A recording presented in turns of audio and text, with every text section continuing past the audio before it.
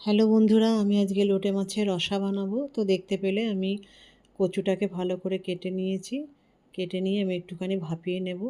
আর লোটে মাছটাকে ভালো করে ধুয়ে বেছে আমি এর মধ্যে নুন, হলুদ, লঙ্কা আর সামান্য তেল দিয়ে মেখে রেখেছি।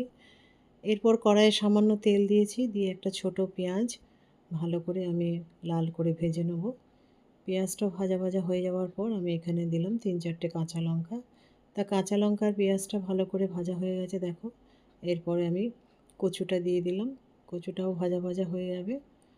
দেখো সুন্দর করে একটু ভাজা ভাজা হয়ে গেছে। এরপরে আমি একটা ছোট টমেটো ওর মধ্যে দিয়ে দিলাম।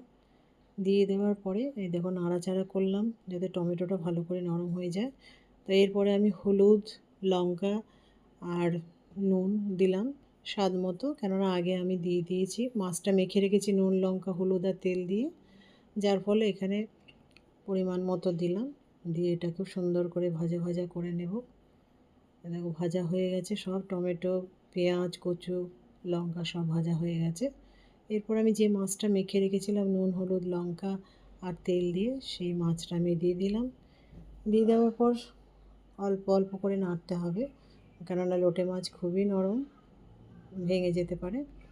তারপরে আমি যে বাটিটাতে মাছটা মেখে রেখেছিলাম সেখানে একটুখানি পরিমাণ মতো জল দিয়ে মাছটার মধ্যে দিয়ে দিলাম, কেননা মাছটাও সিদ্ধ হবে। কচু সিদ্ধ হওয়া আছে, কিন্তু তবুও একটু ভালো করে সিদ্ধ হওয়ার জন্য একটু পরিমাণ মতো জল দিয়ে দিলাম, কেন গা মাখা মাখা এটা হবে। দেখো এরপরে ঢাকা দিয়ে দিয়ে আমি এটাকে ভালো করে সিদ্ধ করে নেব। তবে নামানোর আগে আমি একটু হলুদ পাতা দিয়েছি। ধনে পাতা দিয়েও খাওয়া যায়, তা আমি এখানে হলুদ পাতা ছিল বলে দিয়েছি। খেতে কিন্তু অপূর্ব স্বাদ হয়েছে বন্ধুরা। তা তোমরা কে কী হলুদ পাতা দিয়ে লোটে মাছ খেয়েছো অবশ্যই জানাবে।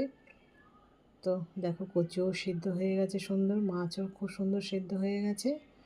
তারপরে আমি কিছুক্ষণ 2 মিনিট ঢাকা দিয়ে দিলেই রেডি লোটে মাছ।